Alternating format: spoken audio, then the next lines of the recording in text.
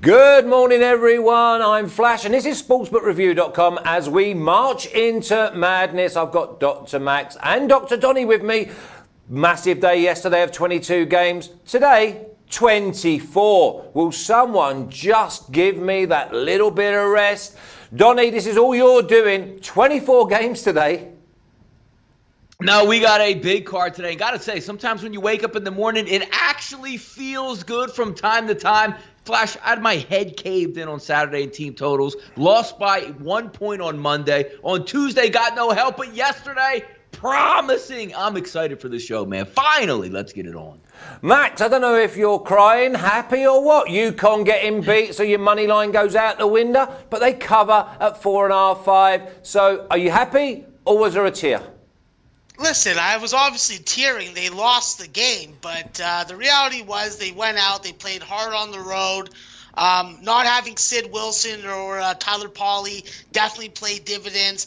I think that this UConn team definitely is on the rise. Cannot wait for them to move to the Big East so that they can smack Villanova in the mouth with something I can't say on this show. Reality and UConn on the rise. Keep it real, Max. Keep it real, Donnie. Let's fly straight in. Kansas against West Virginia last night. Kansas are looking absolutely on the money. Yeah, it was a great look. I thought West Virginia would win this basketball game undefeated at home. I think the primetime spotlight was right. They've been doing a lot of damage at home. But the one thing that we do know about Kansas, they don't turn the basketball over. You're going to get pressure from West Virginia. They handled it. And how about that score? 58-49. Do we even have shot clocks in that game, Flash? Yeah, and it was so low. I was expecting it to be a lot higher than that. Max, Georgia, they beat Louisville. Only 2 days ago, I was saying that Louisville, they've got their conference wrapped up. Yeah, no, I agree. I was saying the same thing. I thought that Louisville was going to be able to maintain, but we saw last night, listen, when you have good point guard play, you got a game-breaking scorer in Michael DeVoe, and a beast in the middle in James Banks is going to pay dividends. They were able to get their pace, get their tempo, frustrate Louisville, get out to an early lead, which is always a good thing in any game, no matter what. And you know what? I was happy watching that game. It was a nice, slow-tempo game, and always suits them when you're on the under. So tip my hat to Donnie on that one. And yeah, there were plenty worms, but I tell you what, there was plenty worms that went all sour on us because teams were up. We were happy with halftime, but the full game, they took their foot right off the gas. But what about Creighton? Going into Newark, 169 points on the total, and Creighton beating Seton Hall, Donnie. I like Seton Hall. Seton Hall is one of my favorite teams, one of my, teams that I'm looking forward to in March Madness because I think they have everything you need. The superstar guy that can pull a loss into a win, dynamic play from interior guys, great defense, perimeter defense, and also more importantly, they can knock down the big shot, hitting outside on the three-point shot. The Big East Conference is amazing. It is a murderer's row night in, night out. All of these teams that make the tournament from the Big East, they are going to be a problem because you're getting into these games nightly where it's coming down the stretch, and to go into Newark, as we said, to beat Seton Hall, that's an impressive win for Creighton. Love the conference. Big win for Creighton. Max, if my memory serves me right, and you know I'm getting on in years, Eli Childs was on your menu yesterday and 19 points again. The boy is back. Second game, plenty points. Yeah, absolutely. With Elijah Childs definitely coming back into the lineup, you know what you're going to get. You're going to get a lot of versatility, athleticism, and balance, inside-out scoring from him. He plays great defense. Showed that last night. It got a little testy in the second half, this was a situation where I thought that Bradley could let this slip away, but in the end, they were able to make shots and get stops, more importantly, and hitting the side and hitting the under, thanks to the master Jedi of unders, Nolly Knows, is always beneficial also at the end. Yeah, we love Nolly Knows. Let's make unders the thing again. We love that. Now, my player today was Peay today. Villanova, we said about teams taking their foot off the gas. Absolutely crushed the first half. So if you was on the first half like we said, then you're over the moon. But if you was on the full game like I said, don't follow me. Just don't follow me. Listen to the doctors. I'm just a receptionist. Villanova, 72-71. Got the job done, Donnie, but they took their foot off the gas. Yeah, they did. And hey, look, again, good conference here. You got some willing scores on Marquette's side. I thought this was a good spot for Villanova to win. And if you're going to talk about a line of maybe 4.5 to 5.5, if they're going to win, they're probably going to knock down the free throws. They're going to win the game and absolutely cover the spread, which they weren't able to do. But staying just under that total, good win for Villanova to break up that 3-game streak. But bad, Flash, if you took them with the having to lay the line. Yeah, honestly, I had like 4 million games to pick. Remember, 347 teams, 32 conferences, and we're going to try and mention every single college as we get into March 15th, and it starts going crazy. I think it's crazy already. What's it going to be like? There's going to be many white coats taking me away, and when I get there, I'm sure it'll be you, Max, that opens the door for me. Okay, listen, I'm not even going to mess about with topics today. We're having one topic. It's my favourite, SEC, Auburn, Kentucky, and my team, LSU. Max, who wins? Because there's nothing to split them at the minute. Yeah, it's a hard call for me to make. I'm looking more at Kentucky trying to make a little bit of a push. It's really a coin flip at this point. So if you can get plus money on futures on all three teams and you can balance it out and still make a profit, that's the only way that I'd be looking. I'm not a futures player. Well, obviously I'm so biased towards LSU, but I think I'd have to go with Auburn, Donnie. I'm actually going to be biased with you here, Flash. I'm going to go LSU, and just the reason being, I think Auburn is probably the most talented team. They can fill it up from the three-point line. But if you're going into the tournament living by the three-pointer, you might die by the three-pointer. I think Kentucky's still a little bit too young. I think LSU has everything you need to advance in the tournament, even though if we're taking a look right now, Auburn and Kentucky probably the front runners in the SEC. LSU a little bit of a ways down. I think LSU actually has enough to make a run to the Final Four here, Flash. Yeah, listen, I like all three teams once we get into the bracket stage. I think all three will progress. I think they're teams that we're going to have to definitely keep on our side. Now, I'm going to be like a bingo caller, so it's eyes down. We're going straight into the games. It's Iowa versus Indiana. Iowa +2. But if you want to go with Indiana, you can lay the 1.5, Donnie. Yeah, let me throw it to Max real quick here. I was looking at a couple of different things. I'm going to get right back in on this. You shouldn't be on them sites this early, Donnie. You know that. It'll make you go blind. Max, what have you got for me? Iowa versus Indiana. And it's +2 Iowa, but -1.5 Indiana in places. Yeah, this is a spot where I'm only looking towards the under if I make a play at all. This is a spot where I think that Indiana is able to really slow the tempo. They play good perimeter defense. They're going to have to on the Hawkeyes, because if you're going to get a complete performance from guys like Joe Toussaint and Joe Wieskamp and then obviously Luka Garza, that's going to be problematic. Obviously, I don't think that they're going to give up 104 points like they did at Purdue. I think that there's going to be a more emphasis on playing defense and maybe not getting too flamboyant with running and getting up and down the floor to score points.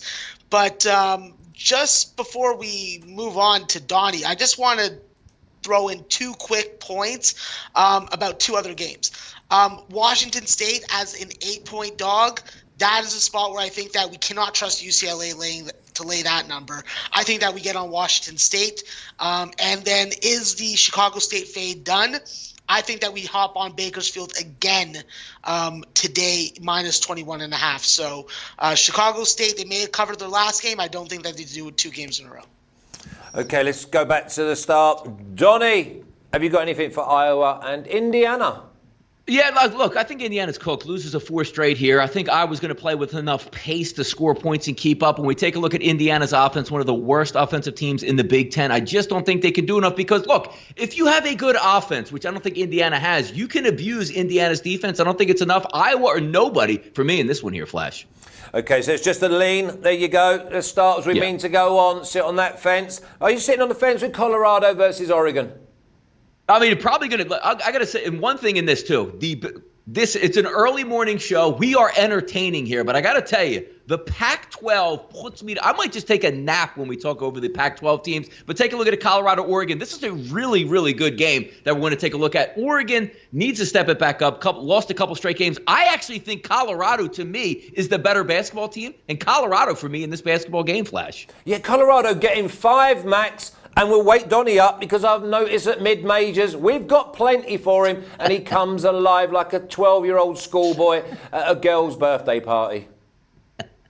Yeah, no. When I look at this Colorado-Oregon game, it's just a hard spot for me to get on. When I think about laying the points with Oregon, I have to worry about what you're going to get out of Francis Okoro. You're going to have no Nafali Fonte in the lineup. That puts a lot more emphasis on Anthony Mathis and the greatest point guard in the nation in Peyton Pritchard. I think that it's hard for me to pick a side in this game. I'd be looking towards making a play on the over, thinking that there is some points that got scored by both of these teams, and free throws help out in the end, but nothing official for the show. Max, Utah, 5.5 point road favorite, and they're going into Oregon State.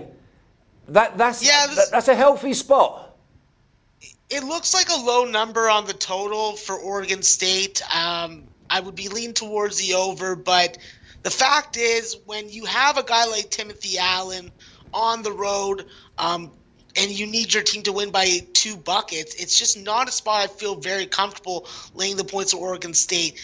For the most part, Flash, I don't bet a lot of Pac-12 basketball. It's a conference that frustrates the hell out of me. That's why I wanted to point in that one Washington State spot. But there's not going to be a play for me either way on this game. Yeah, we don't like a frustrated Max because anything could happen. Johnny, do you like Utah? Road favourites at 5.5. Yeah, me and Max got that East Coast bias going on over here against the Pac-12, but just not one of those conferences that is all that entertaining. But you know what is entertaining? Oregon State's defense, because they stink. But having said that, how are we going to trust and say, you know what, we're going to back Utah in these type of environments? I think I'm taking a look at the notes I have. Lost all 5 Pac-12 road games. And if we take a look at Oregon State, won 3 straight home games. I think this is, or 3 straight home games coming up. This is one of those where you say, look, until you show me you can win on the road, I'm not going to back you as a favorite in this environment. Oregon State or nobody for me, Flash. And here's a team that you cannot go anywhere near, Washington. Got off to a great start this year, the Huskies, and then all of a sudden, they went absolutely wrong on me. I think they lost 6 games in the last minute and a half. They lost by no more than 3 points. They absolutely killed me, Donnie. Then Washington are getting 3 points going into USC.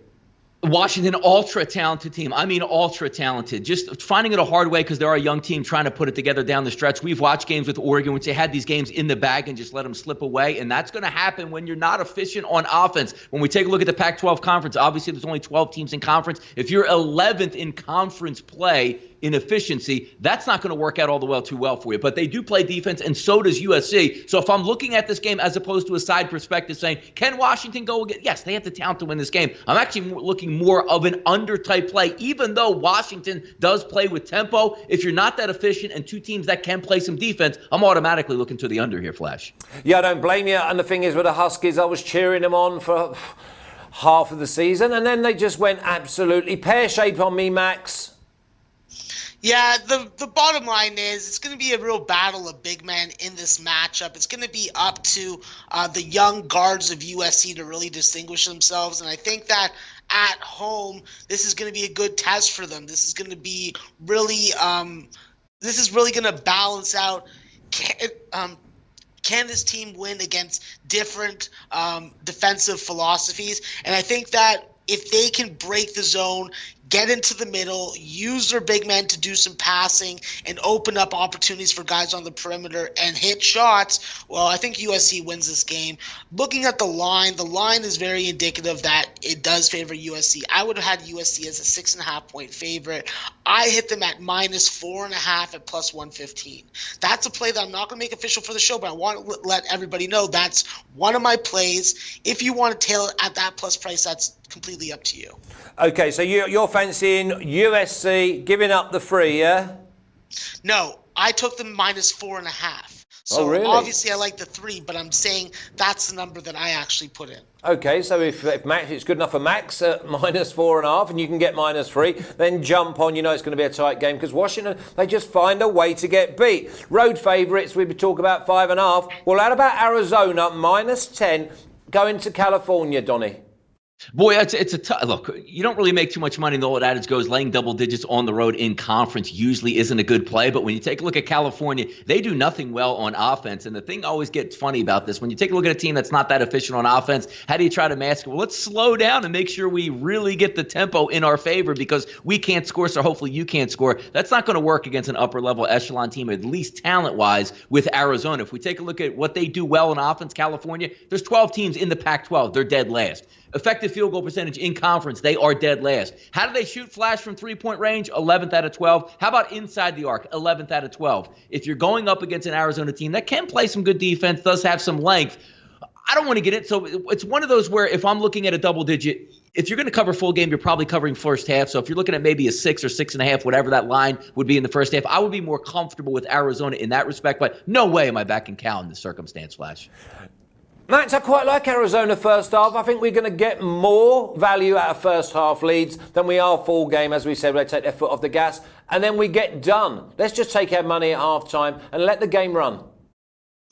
Yeah, that's definitely an interesting way to approach it. I think that when you look at this Cal team, what have they done when we've seen teams come in to their building laying these types of numbers? They've been able to frustrate. They've been able to outright win. And I think that it's a spot where I have no feel on the side. My numbers, I didn't even run the numbers against it. I only ran my numbers for the total. That's the only spot that I have any interest in. That's what I'd be looking at the under. I know it's at 132. That's a very low number for an Arizona team if Nico Mannion can get off and really facilitate the offense well tonight.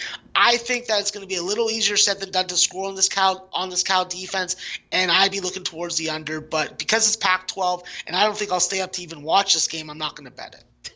Okay, an early night for Max. I don't even want to ask why. Memphis giving up. Memphis getting 6.5 in Cincinnati, Max. Yeah, there's a lot of injury concerns for this game. If Precious Achiuwa isn't playing and Lance Thomas isn't playing, it really handicaps your handicap when it comes to backing the Tigers. But on the Bearcats side, Keith Williams and Jaron Cumberland, Javen Cumberland are also questionable to play today. So this is a spot where I have to just wait, watch, and see what the injury stats of these guys are because they're difference makers for this team. So no play for me, but I would be leaning towards the over. Cincinnati definitely is playing a more Northern Kentucky style pace, and at this number, there's value up to 145. Up to 145. You're liking that, Donnie. I know that you like your mid numbers, but 145 under looks good.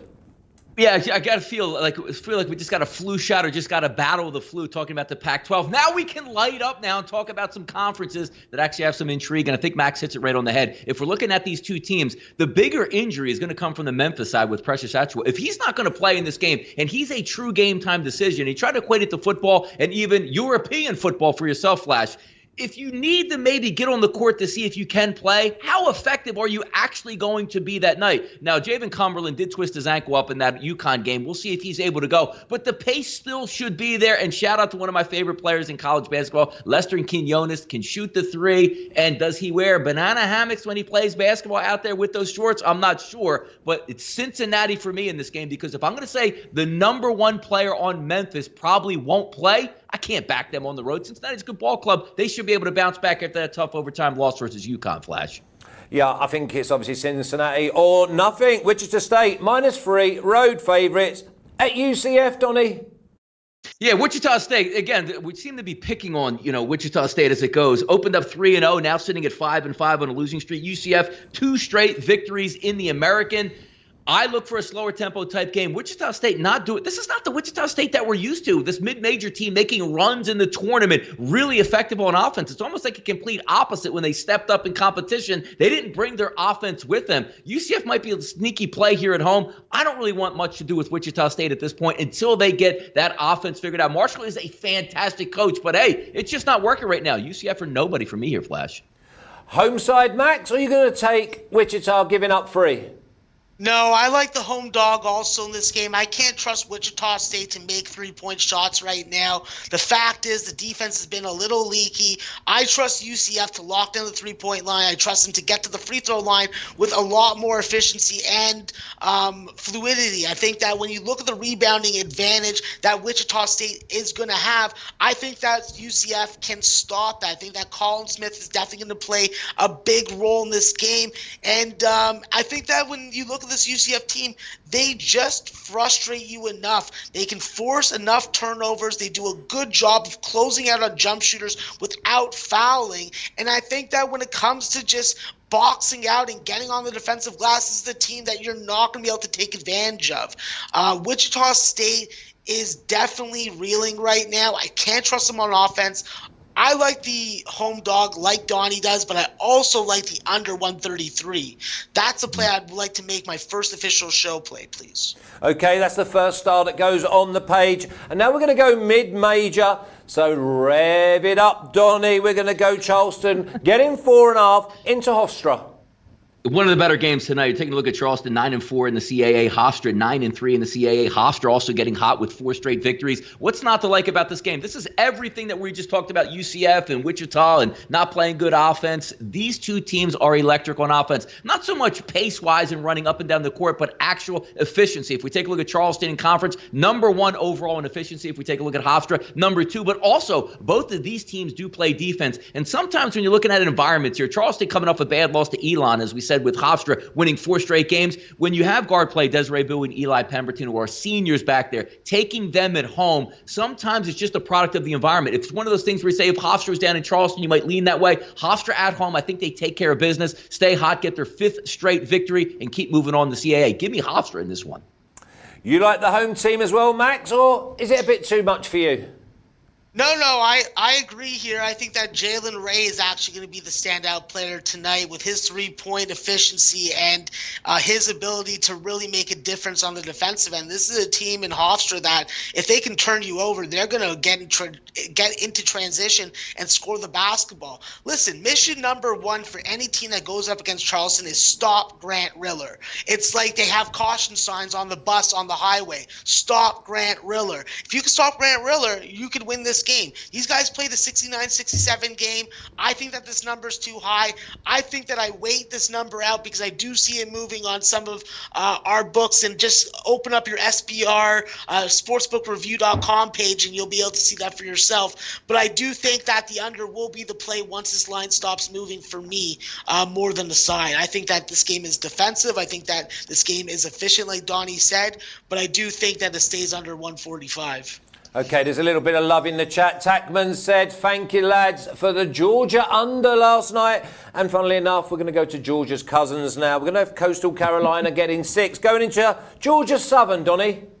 Sprint here in this game. Now, look, the first game ended up 70-67, which is kind of interesting. But if you take a look at Coastal Carolina, average possession length in conference, number 2. You take a look at Georgia Southern, number 3. Now, also what you like is Coastal doesn't play that much defense. If we take a look and styles make fights in this one, I really like the over in this game. And the reason being, when you're taking a look at Coastal Carolina, not the most efficient offense, but what they do is score inside the 3-point arc. Number 3 in the conference, scoring 53% of their points from inside. And if we take a look at Georgia Southern, what do? Number 1 in the conference here, Flash, giving up points from 2-point range. And then we flip it over to Georgia Southern's offense. What they do well, they want to fill it up from 3-point range. Don't shoot a great percentage, about 33%, but Coastal Carolina 11th in the conference at actually defending 3-point range. But the best part about it is if one team wants to shoot threes, like we know Georgia Southern does, Coastal Carolina lets you do that. There's 12 teams in conference. They are 11th at letting you shoot the 3. I think we get some points in this game. So that's 70-67 that we saw a couple weeks back. I think that flips and these two teams run it up there. Give me the over in this one, Flash.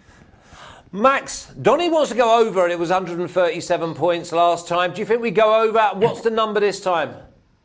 Yeah, for me, I don't really have a play on the total because I'd actually be still looking towards the under.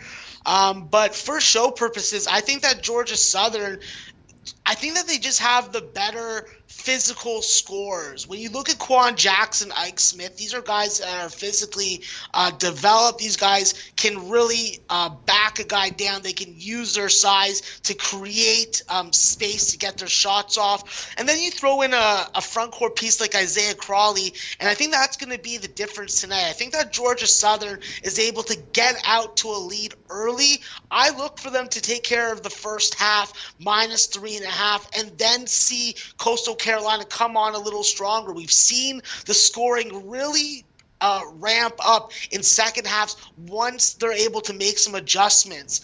I think that trend continues tonight, and I think that Georgia Southern at -3.5 at -103 is definitely worth making an official play for the show. Okay, there's another style going on there. We like official plays, and then we like it even more when it's first half because we get our money at half-time, we put our feet up, and we don't care if it goes pear-shaped for the rest of the game. Appalachian State, they're getting 6.5 as well. There's another game in Georgia, and it's Georgia State. Donnie.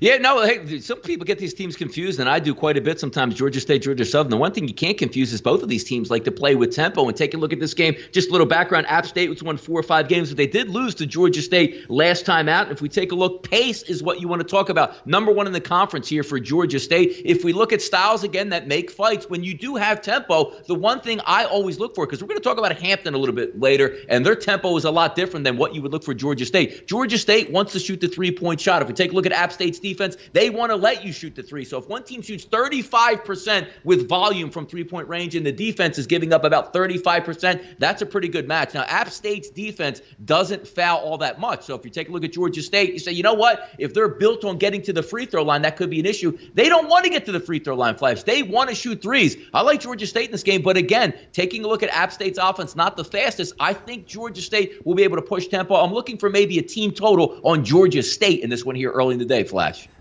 Team total on Georgia State. I'm always wary, Max, when we're worrying about whether they're going to be getting the three-pointers because it's a bit hit or miss. Yeah, no, I think that with both these teams, yeah, you have some trends in their offensive scheme that are pretty blatant. But I do think when you look at this App State team, this is a team that's definitely been able to get some better starts. The issue is they just can't put 40 minutes together in the same game very often. Justin Forrest is a fantastic lead scoring guard. You know what he's going to do. He's going to be the one that is the catalyst for their three-point attack. He gets on the ball. He gets on the glass. He distributes the ball quite well. I expect him to really get Isaac Johnson and Hunter Sirkat involved in the offense tonight early. I would be looking at App State, but I think that I'm going to get more value if I hold out and wait for some money to come in on Georgia State. Kane Williams and Corey Allen has done a great job. Corey Allen, the Detroit University transfer. But the fact is, this is a team that does not have a lot of trustable depth in my estimations, and it really puts a lot of pressure on guys like Damon Wilson to be effective. At 6'5", he has the height, but he just doesn't have the physical strength, and he gets cleared out of the way, and guys get to the bucket when he's defending them. So I think that Justin Forrest can be able to take advantage of that, and I think that when you look at App State, that's going to be the play, but I'm going to be waiting closer to game time before I make a move. Okay, there's no rush. We've still got another 8 or 9 hours before you need to go anywhere near the totals. And if they go in your direction, what a decision that is. 6 points for a road dog seems to be the pattern at the moment because we're going to go with Munro getting 6 at Troy, Donnie. It's a funny game because when you look at it here, I mean, who's doing anything right? One team's lost 4 out of 5 games being Troy, but hey, not as bad as one team, Flash, losing 10 straight games in conference play. And how do you lose 10 straight games in conference play? Have a terrible offense that comes in 11th in the 12-man conference in efficiency, and then also on defense come in 12th out of 12 teams in efficiency on defense. This also is going to come down to, Flash, I know you just raised the question, which it is a tough one, the variance in three-point range, but I think this is going to come down to it. Do I want to take a team that lost 10 straight games going on the road? The one thing they do is they'll let you shoot the three. Troy wants to shoot the three. And the only thing that really either one of these teams does well in this game is three-point range, about 35% that Troy's going to be able to shoot. They're going to go with volume. They're going to be at home. They should be able to win this game. Both of these teams stink, but the lesser of the two evils here is Troy. I think they pull out the victory and get the cover at home here in this game, Flash. Yeah, the problem I have with this game, Donnie, is that you've got two ugly birds at 5-2 before it's closing up, and you've got to pick one of them, or do you go home alone? But you're going to go with Troy, fancying they cover the 6. Here's a man that doesn't mind an ugly bird late on. Max. Yeah, no, actually, Flash, I have... Don't even go there. Don't even go there. Just give me Troy. Yeah, no. When I look at this Troy spot, this is a major revenge spot, losing by double digits early in the conference season at ULM, where ULM's been respectable at home. The difference is on the road, it's been very inconsistent, and I don't think that changes tonight. The fact is, we're still missing J.D. Williams for this ULM team. Puts a lot more pressure on Michael Ertl, and Tyree White. And I just don't think they're able to stand up and take care of business. So I agree 100% with Donnie there. It's not a spot where I'm confident in my numbers enough to jump on Troy first half, but I do like full game as well. I'll make it official for the show. I'll take the 6. I think that Troy will be able to start early, and I think that they're going to be able to reverse some of these first half misgivings that they've had so far in the last couple games. This is a Troy spot or you pass. I cannot trust ULM on the road without J.D. Williams. So there's another official, and we're going with Troy at -6. Remember that we've got 186 in the chat, and yet we've only got 35 likes. Please press the button, subscribe, so we can let you know when all content is coming on. Remember, we've got Jimmy the Bag later, and we have Lee Martin as well. We're going to kick on Little Rock versus Texas, and Little Rock are getting the free, Donnie. I think it's one of these things where sometimes we look at Northern Illinois and we say it's an automatic bet right now. One of my favorite teams, if not my favorite team in the entire nation, flashes Arkansas Little Rock, healthy, getting it ready for the push and the drive in this conference. But take a look at this. They're actually getting points tonight from Texas State on the road, and there are some things that you take a look at which make sense. Now, Little Rock doing a little bit of a background, 7 straight W's, 3 straight games that their offense has been cooking in the 90-point range, but Texas State has had won 7 of 9 games in conference.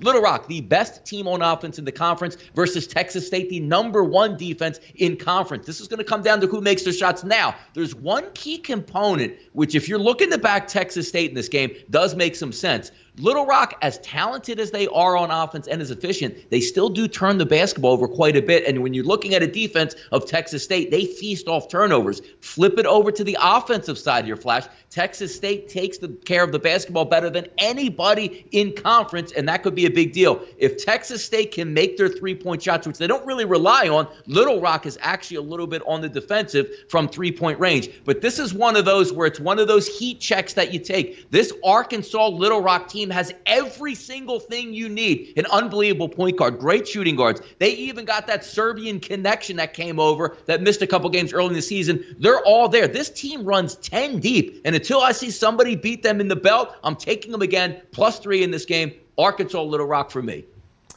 Max, Donnie makes it sound like it's just a straight coin flip and he's getting the 3 points on the road. Do you like it? No, I'm on the other side actually in this game. Damn you. Pretty much, this is how I look at it. I think that Arkansas Little Rock can get off to a good start. It's going to really depend on how involved they can get their big men up against Texas State. With Manyoung and Kamani Johnson, I think that those guys are going to be the Achilles heel for Texas State. But the reality is, Texas State lost to App State because why? Nigel Pearson was freaking witnessing the birth of his first child. Well, the main man is back. The free throw getter, the shot getter, Nigel Pearson is back in the fold at home. Texas State is going to have enough to get this win, cover this 3 points. But I do like Little Rock in the first half just by the numbers. But Donnie and I got to go head to head on this. But luckily, that's the worst. That's the worst handicap I've ever heard out of you, Max, in that list. Yeah, he's clueless, Donnie. Clueless. I don't even know why we have him on. Okay, but is that official then, Max? Can I put a star next to that one? Yeah, it's an official play. Oh, by we the way, love that. Promo Flash that gets this out after this. We're going to go head-to-head in this one just because I am the president of the Arkansas Little Rock Basketball Club, and I'm the fan club. And I'm not going against him. I was a terrible cat buddy, man. No, I like that. I like that Little Rock mascot. Okay, let's move on. Old Dominion versus Rice. It's a pick 'em, boys. It's a pick 'em. Maxie, flip that coin. Yeah, it's definitely not a pick 'em, a coin flip type game in my estimations. I think that this Rice team, you really got to figure out what the status of Akko Adams is going to be, because that puts a lot more pressure on guys like Robert Martin to come off the bench, who's working his way back from injury into a more prominent spotlighted role. I think that with this Rice team, we've seen this team really be able to score the basketball. We've seen Old Dominion be able to man up and do the same thing. But in the end, when I look at this Rice team, it's all about what's his name? Josh Parrish. Yeah, Josh Parrish has come on and really taken hold of some of this offensive load for scoring wise. I think that when you look at this guy, he has good size, he has good strength, he's able to get inside, he's able to turn around with his back to defenders and make shots. I think that this is going to be a tough game for ODU to go into Rice's building and win. I look at Rice in this spot, or I pass on it, plain and simple. My numbers really like it as well. Just to cheer you up a little bit, Max, Viper, I graduated from Texas State, and I wouldn't go anywhere near them. Go Little Rock. You like that, Donnie?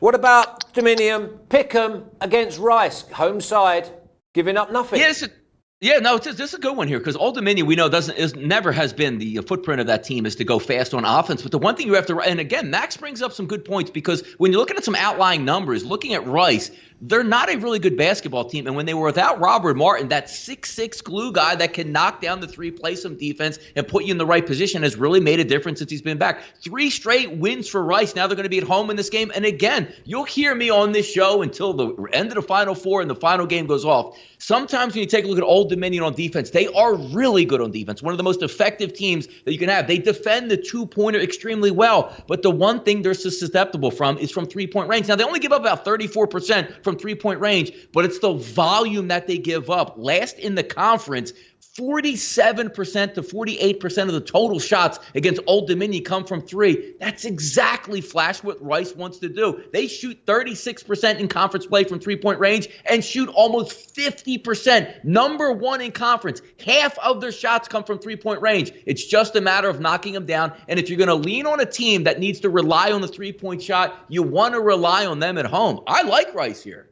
Yeah, and I don't blame you, because some of the books have got Rice at -1.5, and you can still get them at a pick 'em. I don't think the pick 'em's going to last too long. And I said to you before that if teams are relying on them three-pointers to get the staple diet, sooner or later it runs out. They've got to run hot. And if they're not running hot, you go with the home side every single day. Charlotte getting 8 points at North Texas, Donnie. By the way, we're going over this conference real quick of a side point here, and I want to ask Max this question. I'm seeing in this conference only 2 games left for these teams, and their conference tournament is not till March 14th. Max, these guys actually take, because I haven't even looked at this in the past, they take a full month off before their conference tournament. Is that correct? No, actually, they do something that's very unique to Conference USA. After, I think, about 8 weeks of conference season, they then reschedule all the games. So the top four teams play each other, the next 4 teams play each other, and the bottom 4 teams play each other, so that you're getting the most exciting basketball and the basketball that's going to impact the standings the most. I think it's fantastic, but it is a little bit harder to handicap. No, thank you. I'm glad you answered that, because I don't recognize it from the years past, and I'm looking at it there going, wait a second, they're done on Saturday? They're going to hang out for a month, so we got that cleared up. You get all that knowledge here, Flash, from the show. You see that? Yeah, and listen, I like the fact that they can maybe take their foot off the gas and get themselves ready for the tournaments, because remember, there's 4 titles up for grabs in this March Madness. It's not all about NCAA, and we'll be covering it all. There's going to be winners galore, and listen, sometimes the value is when all the eyes are on the top boys, and then you love sniffing it out underground in your mid and lower majors. Let me go back. Charlotte, +8. North Texas, Donnie, a little bit of deja vu there. Yeah, 8-4 Charlotte in Conference USA. North Texas 10-2 in conference. So we got a pretty good one. And if you want styles that make fights in this one, these are 2 turtles. Put them on the starting line, and maybe this game will finish up in like 45 minutes to an hour. because this game is going to be at a snail's pace. But take a look at North Texas, ultra efficient on offense. But we're taking a look at some things that maybe Charlotte can do to that North Texas defense. They can shoot the three, 36% in conference. Defending the three, not really a specialty for North Texas, giving up almost 37% from three-point range. Good for 11th out of 14th in conference. But the one thing also that, me and Max do like to look at, if you can get to the free throw line, you can steal points. But here's the question that you have with Charlotte. Number one in the conference at getting to the free throw line. North Texas does like to foul. But the point of getting to the free throw line is if your team can shoot 75, 76% to really stick it to the other team, this team in conference only shoots 67%. But when we take a look at North Texas on offense, ultra efficient. Number one in the conference from three-point range. Number one in the conference from two-point range. Going to be hard for Charlotte to go into North Texas and knock them out at the Super Pit. I lean North Texas, but this should be a pretty good game if you like slow tempo, Flash. Max, is there any value on just the first half again? We're just going to play like first half games here. Yeah, I think that there is value in the first half. By my numbers, North Texas has about a 5-point advantage, so that's sort of right on point what the number you're going to get.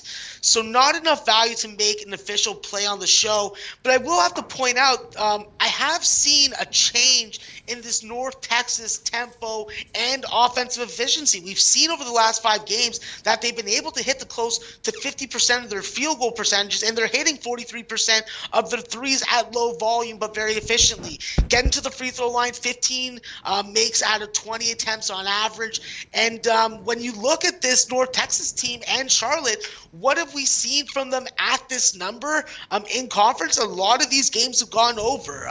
Combined, we're talking about 14 out of 23 games going over and 14 out of 19 on the road. So I'm actually looking towards the over 127 in this game as an official play.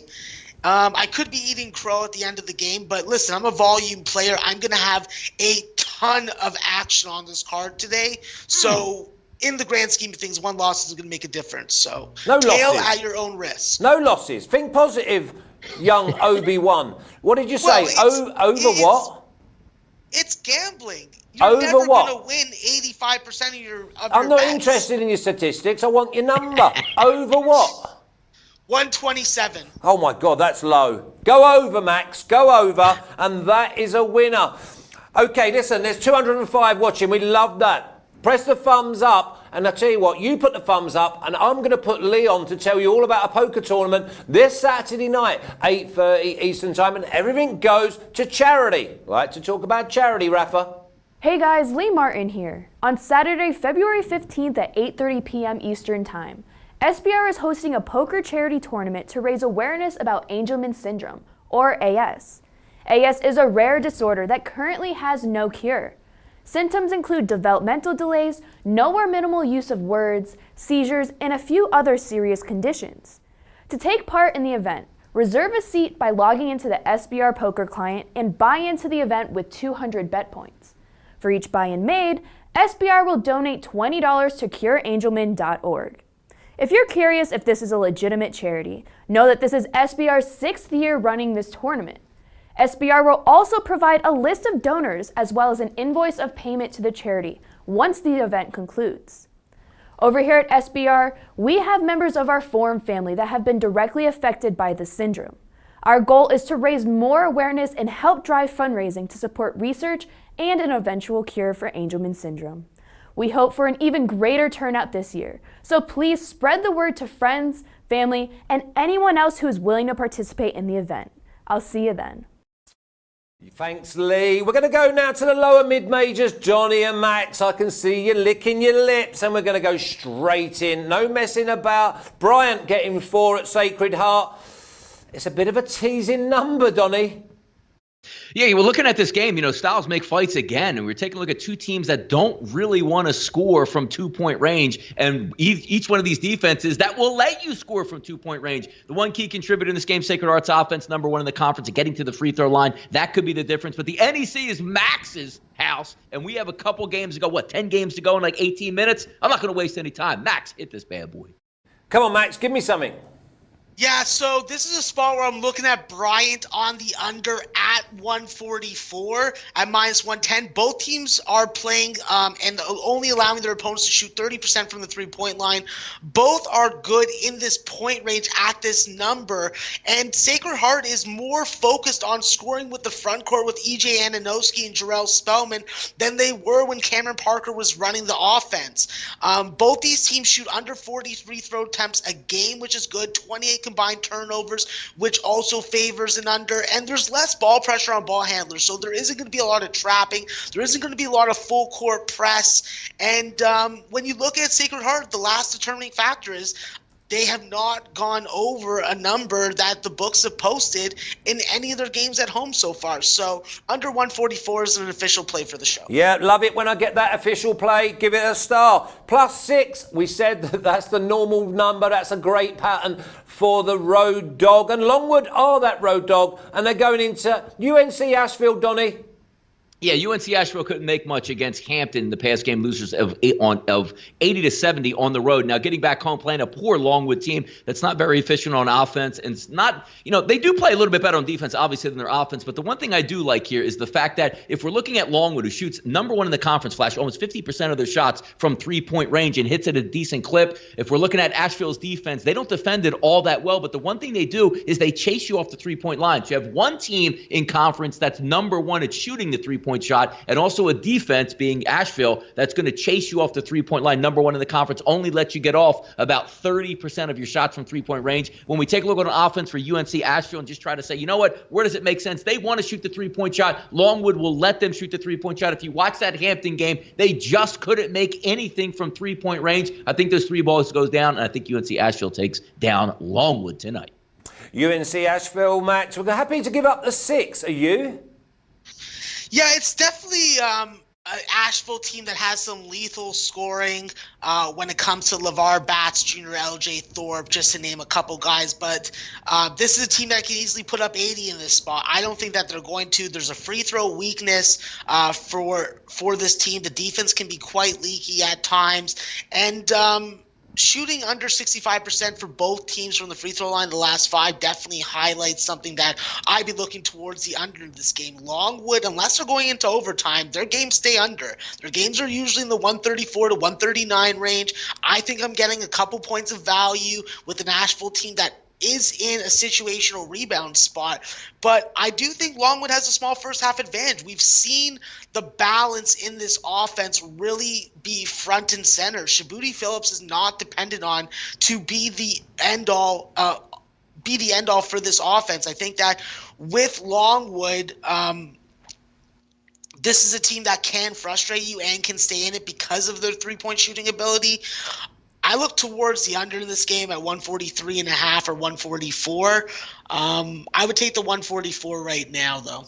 And can I put a star next to that? Yeah, let's make it an official play. Yeah, I'm liking this. And by the way, what I will do is, because we've got 24 games and I've got to rush through them, I will text out all the official plays. And if anything else comes through, I will make sure that you get the hashtag March into Madness. Robert Morris getting just a 1.5 at Mount St. Mary. Donnie. Yeah, Robert Morris hot, 10-2 in conference, winners of 5 straight, one of those that we looked at, which is the reason why I like Little Rock as well in their game. And again, Robert Morris going on the road. Styles make fights again. You're taking a look at a team that, look, Mount St. Mary's does play a little bit of defense, but Robert Morris, here's what I like about them. If they're going to, shoot three-point range, 36% third in the conference. But if we take a look at holding them off the three-point line, they shoot about 40% of their shots from three-point range. Mount St. Mary is going to let you shoot about 40% for three-point range, so you're going to still be in your same sort of style environment. 2-point percentage, not so much of 51% that they shoot from 2-point range, which is second in the conference, but when you take a look at offense versus defense, they score about 51% of their points from 2-point range, Flash, and guess what? Mount St. Mary's gives up about 50% of their points on defense from 2-point range. Everything matches up well. Mount St. Mary's does not foul, but Robert Morris usually doesn't force the issue and get to the free throw line. I like Robert Morris in this game. I just think the matchup makes sense. A hot team coming in 10-2 in conference, winners of 5 straight. I'll go with them. Yeah, I was looking at the away dog, actually, or the road dog, actually winning at the half. Max, you like to Mount St. Mary? Yeah, absolutely. I like Robert Morris in this spot. Fact is, Robert Morris has been very good in first halves to me. The first half advantage is clear, indefinite there. I think that I'll be jumping on first half and full game with Robert Morris. The fact is, Robert Morris is able to make three-point shots, but they don't make a lot of other shots, so there is a propensity for them to go under. If we look at some of their over-under margins in the last 5 or 6 games, we see a significant we see a significant margin for these games going under. I think that continues today. I'm watching the line right now and tracking it. At 126, I'm not ready to make a play on the under. I will be making a play one way or another because I'm just a degenerate. And when you look at the Williams brothers, I think they're going to be the difference in this game. They're going to have to lock down Jalen Gibbs and Vado Morris. Vado Morris is back in the starting lineup, but his inefficient shooting is still the same thing. This Mount St. Mary's team definitely has been trying to go over the number just by watching them play, but they've had a couple overtime games aid that. I think that Robert Morris is a spot. I look for the under once I see it top off. Okay, I'm going to stay with you, Max, and we're going to go Gardner-Webb, hosting Winthrop, giving up 4.5. Road favourites. We normally go that way. Yeah, this is a spot where I think that I'm going to continue to go against the grain.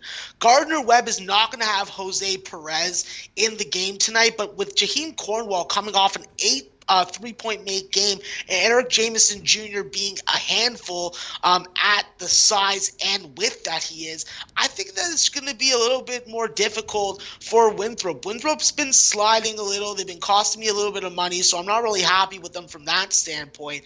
I do think there's 2 plays to make in this game. I think that I'm looking at Gardner-Webb as a 5-point home dog, regardless of if Jose Perez is in the lineup. I think that this is a team that's on the rise. We've seen them being able to put up a lot of points in games. And as long as they can get their tempo versus Winthrop, which I think that they're going to be able to, I think they're going to be able to score the basketball and stay in this game and challenge to outright win it. I'll take Gardner-Webb plus 5. I'll take the over 141.5. Those are 2 official plays that I'll make because the numbers really favor Gardner-Webb regardless of if Perez is in the lineup or not by my calculations. And I think that when you look at Gardner-Webb, these guys went to 194 last time. This is a huge line correction from plus 8.5 to minus 4.5. I don't buy that. Weber State starts fast. They have a 3 to 5 point advantage in the first half. They shoot 75% from the line. They shoot 42% from the 3-point line. Enough said. Give me Gardner-Webb plus 5. You've got Gardner-Webb. Just try and do it in less than an hour next time, please. Hampton versus Campbell. Hampton getting 6.5, Donnie. Yeah, Hampton, look, one of my favorite teams in here that I certainly like to bet. Oh, and again, we talked about some teams and styles that make fights when you take a look at Hampton. Look, if you're going to have some pace and you're going to have some scoring, Hampton is one of those teams you want to look at because they're not that efficient from 3-point range. They actually don't like to shoot that much from 3-point range. But when you have Jermaine Marrow and you have guys like Hextall, one of those guys that can really get around the perimeter and drive to the paint, you're always going to be in games. Hampton, I'm always leaning towards team totals, and that's the way I'm going to probably lean towards tonight. Okay, what is the team total, though, Donnie? I got to take a look and see exactly what it is here, Flash. Right, excellent. What about you, Max? You like Hampton or Campbell? Hampton getting 6.5. Yeah, this is a spot where I'm looking to play 2 sides and play 2 games within a game. I think that Campbell has a first half advantage, about 5 points on their home floor. They're the better 3-point shooting team. In their home games, there is a propensity for them to score and get up and down the floor more than, let's say, in the Longwood game that they just lost. I don't think that this number has a whole lot of value, but enough value to warrant the play. And I think that it really comes down to how Campbell takes care of the ball. We've seen that Cedric Henderson, he had a 25-11 game. He wasn't able to replicate it. I don't think he's going to be able to replicate it again against Benjamin Stanley. I look for Hampton to start a little slow, but eventually in the second half, they're going to get on the glass. This is a team that was favored at 1.5. They were a 1.5 favorite at home. Now we're talking about a 6.5 point road dog when they won the first game. No, thank you. I don't buy that. We know that Campbell is a strong starter and fades in the second half. Campbell first half, and then we're going to go with Hampton full game. Wow, you're going to spin it over. Go on then, we love that. That's plenty value. Let me get on. Drexel versus William and Mary. I'm going to start with you again, Max. We've got about 6 minutes. Yeah, with William and Mary, simply you got the Twin Towers in Van Vliet, I think that when you look at this team, they don't get to the three-point. They don't make the three-point shot a lot. They don't shoot volume threes. They don't get the free throw line a lot. The only play in this game is looking to the under at 138.5 or 139 if you can get it. William and Mary is reeling. I think that Drexel plays a frustrating style of game, stays within the number, challenges to win. But for show purposes, I'm going to take the under. Let me have a quick look at the number. I think it was at 138. I haven't made the bet yet myself, but I do intend on doing so. Well, the way he's looking, just everyone in the chat, just lump on the under 138.5, 139. Yeah. And then obviously you're either in front of Max or you're with Max. Donnie, under 139, you like that number? I actually agree with it because both of these teams are going to chase each other off the three-point line when they really don't shoot with volume or shoot with a lot of, accuracy from three-point range. They want to score from inside, and to me that means an under. Both teams lost 4 out of 5, just looking to make their way into the CAA tournament. I agree with that look there. I like the under. Okay, Donnie, what about Elon and Delaware? Delaware, -3 at home, looks like an absolute shoo-in. Elon with a nice win in their last game. Delaware had a close win the last game that I bet, and I was very upset with them, Flash, because I needed one more point, which we couldn't get to overtime to get that win, but let's let bygones be bygones, let that go. Elon doesn't play a whole lot of defense. When you're taking a look at 10th in the conference, in a 10-team conference, at allowing the three-point shot at 37%, Delaware should fill it up. Delaware should name their number. I like this game. I think we should get a little bit of pace here because I think Delaware is going to control it. Delaware team total for me, and also with a look at the total as well in the game. Yeah, Max, I love Delaware here at -3. I thought it was an absolute shoo-in. Yeah, I'm really scared to get on this Delaware spot. I like it also. My numbers like it. I also like the over as well as Donnie. The fact is, Marcus Sheffield is he's just an enigma, Like, you expect him to come back and have a good game. He doesn't. You expect him to have another off game, and he puts up 31 and 12 and 5 assists. I'm worried about this Elon team at home. Throw in the Hunter McIntosh and Hunter Woods. It's a scary proposition to make from a side perspective. I do like the total. I think that it goes over. There's some guys that I'm in a Who Banging Sports chat with. They also like it. So Delaware over for me, but I'm going to wait on the side, see if I can get a better number with Elon and take them as a dirty home doggy. Nice. Murray State getting free against Austin Peay, Donnie. Yeah, you're taking a look at two of the better teams in conference and two of the better offensive teams in conference. They both do play a little bit of defense, but when we take a look at efficiency, number 1 in the conference, Murray State, number 2 with Austin Peay. When you look at what these teams want to do, 41% from three-point range in conference for Murray State, going up against the 10th ranked team at defending it at 39%. That's enough for me to put over the edge. That's the one single matchup I really like, and I like Murray State here. Go on then, Murray State. Are you going to join him or are you going to go against him, Max? No, I'm not actually looking to make a play on this side. I'm more looking towards the total in this game.